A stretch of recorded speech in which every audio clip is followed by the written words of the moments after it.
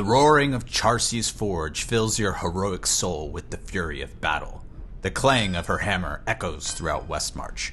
With this sound comes the sharpening of blades, the hardening of chitinous plates, and the fusing of steel on steel. Is this where the Immortal once tread before they ascended to greatness? Did they hear the same sounds of the fury in the forge? You approach the forge with your bag full of trinkets and baubles from your adventures. Soon, these worthless items, found on the corpses of your foes, will be shattered into useful materials for your own gain. Welcome to Charsi's Forge, a guide to salvage and upgrades at the Blacksmith. This guide will equip you with everything you need to know about upgrading your equipment, including salvage, upgrades, reforging, and family bonuses. As you begin your adventure in Immortal, you will find different rarities of equipment. The more rare the equipment, the more stats and bonuses it will have. You'll find two different kinds of equipment. Primary gear that's equipped to your head, shoulders, main hand, chest, legs, and offhand slots, and secondary gear that's equipped to your neck, 2 rings, hands, waist, and feet slots. Eventually, you will have legendary items equipped on every primary slot and set items equipped on every secondary slot. These are the rarest items in the game, and they're important for unlocking your end game upgrades. During your adventure through Sanctuary, pick up every piece of equipment that you can find. Even if you don't plan on using the equipment, the blacksmith can salvage all of these items and turn them into useful components for upgrading your gear. Each common or gray item gives 1 scrap material. Magic or blue items give 3 scrap materials each. Rare or yellow items give you 1 enchanted dust. Finally, legendary or orange items and set or green items will give you 1 glowing shard each. You'll need enough of these components to upgrade your gear to the next level. Salvaging is a short trip to your local blacksmith. Just go to any town hub blacksmith or visit Charsi in Westmarch.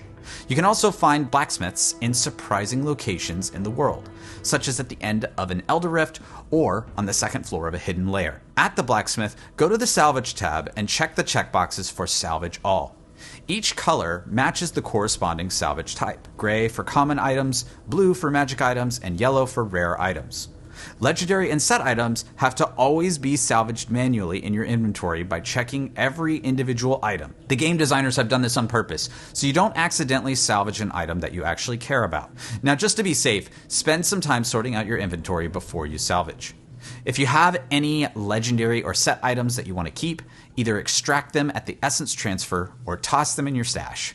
If you aren't quite sure if you want to keep it or not, just go ahead and toss it in your stash, and you can spend time evaluating and analyzing your best gear later.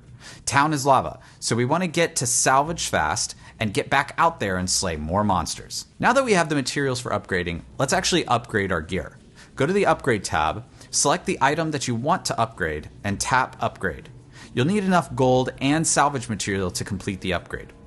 After you upgrade, your gear will grant you additional stats, including strength, intelligence, willpower, fortitude, or vitality. Additionally, on primary equipment at rank 6, 11, and 16, you'll receive an extra bonus attribute. These bonus attributes are extremely valuable and will be a key part of your journey to upgrading your equipment to the max. Secondary equipment is upgraded entirely differently. You will earn a special material called enigmatic crystals from completing higher and higher tier challenge rift levels.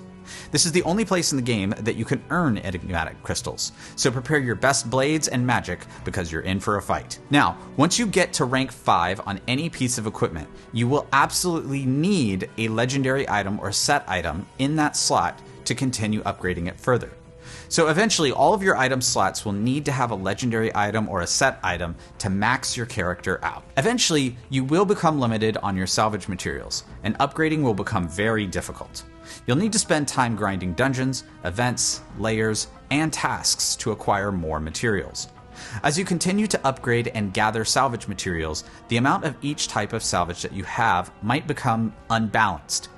Thankfully, the Reforge Stone vendor next to Charsi in Westmarch can convert some of your enchanted dust to scrap material if you need it.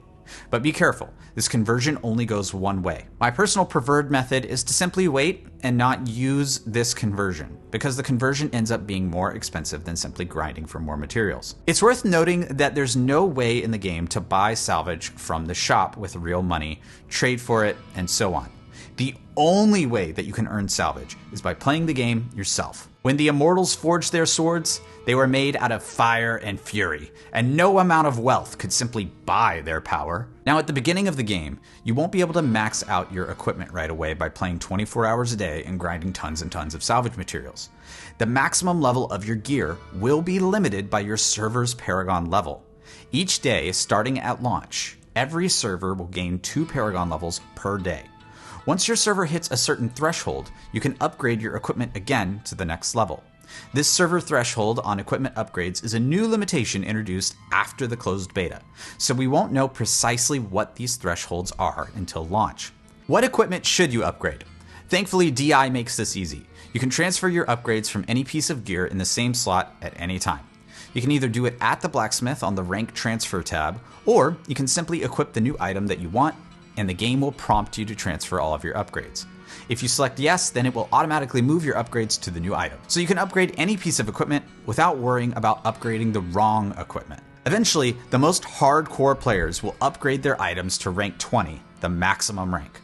We don't know what additional plans Blizzard has down the road, but we think at some point in the game's future that they will expand upgrades beyond rank 20. We expect even the most hardcore grinders to take months to maximize all of their gear to rank 20 though, so don't worry, you've got plenty of runway ahead of you. Now what happens if you accidentally salvage your item with all of your precious upgrades? Immortal makes this safe too. Your item will be gone forever, but all of the materials and gold that you invested in the upgraded item will be returned to you. This means that you can never accidentally lose all of the valuable progress that you've made. Additionally, we've discovered a wardrobe system in the data mined content for the game. This means that potentially you will have a way to create loadouts and transfer all of your different upgrades automatically. We don't know when or if this will make it into the game anytime soon, so hold on if you're looking for this feature for launch. Now let's get into bonus attributes. When you upgrade an item from rank 5 to rank 6, it will gain an extremely valuable bonus attribute. This makes rank 6 far more valuable than ranks 1 through 5. Similarly, ranks 11 and 16 are more valuable than other ranks as well. This bonus attribute rolls randomly from one of 6 different family bonus types, and within each family it rolls one of 5 different stats. Each of those stats roll within a range of values. All of this means that getting exactly the exact stat at the max roll that you want is extremely difficult. Especially important is rank 16. Once you have rank 16, you'll have 3 bonus attributes on one piece of gear.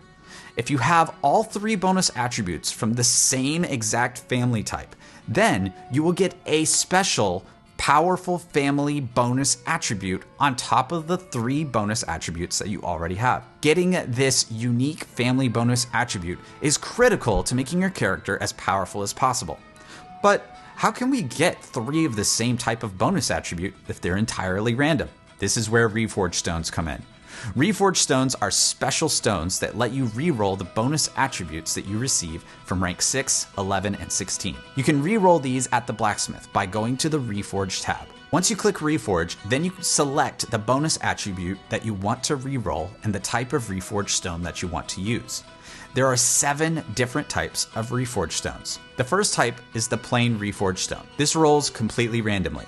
You might get a bonus attribute from any family with any roll of any stats with no limitations. The next 6 stones each represent a different set of family bonuses. If you reroll a bonus attribute with one of these stones, it will automatically roll with that family and will be limited to one of the 5 bonus attributes that belong to that family. In general, it's much easier to find and earn the generic Reforge Stones than the 6 family Reforge Stones. You can earn these from the Hilts Trader or from ranking up your standing in the Battlegrounds. They're also sometimes available from limited time events, Cycle's End gifts, or other minor sources. Additionally, you can buy the family Reforge Stones from the shop. Personally, I was able to earn enough of the regular Reforge Stones during the beta without needing to buy any from the shop just by playing the game a ton. Each family bonus is critical to your character's overall power.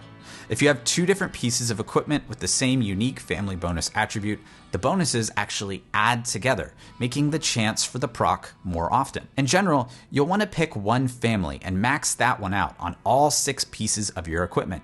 But if you want, you can mix and match if you think that's more beneficial to have a more balanced approach. Now, let's enumerate each family, the list of their bonus attributes, and their unique family bonus attribute that you gain whenever you have all 3 of your bonus attributes on the same one item. Wildfire family. Its unique family bonus attribute is you have a 2% chance when you kill an enemy to summon a fireball spitting hydra. Its bonus attributes are primary attack damage increased, all skill damage increased, damage done to enemies below 30% life increased, critical hit chance increased, healing party members for some percent on death. Trimmer family. Its unique family bonus attribute is your primary attacks have a 2% chance to inflict damage and stun to nearby enemies for 1.5 seconds.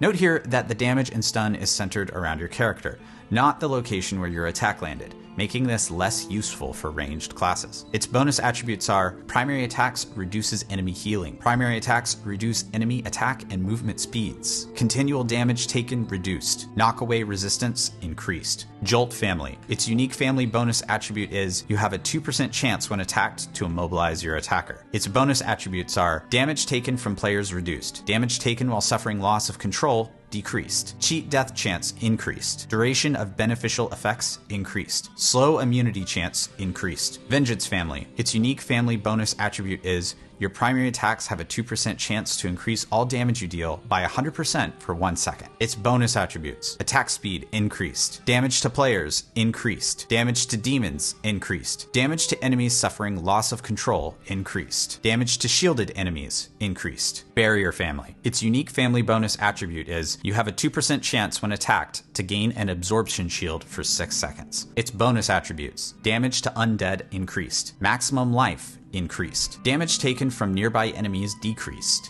block chance increased, fear resistance increased. The Ravager family. Its unique family bonus attribute is you have a 2% chance when you kill an enemy to make the corpse explode, damaging all nearby enemies. Its bonus attributes: healing potion cooldown reduced, life regeneration increased, damage to elite enemies increased, damage done by your summons increased, damage taken by your summons decreased. Alright, that's it for this guide. Which unique family bonus attribute do you want on your equipment? Tell me which ones that you're picking in the comments down below. Anyway, I'll see you in the next one. Peace!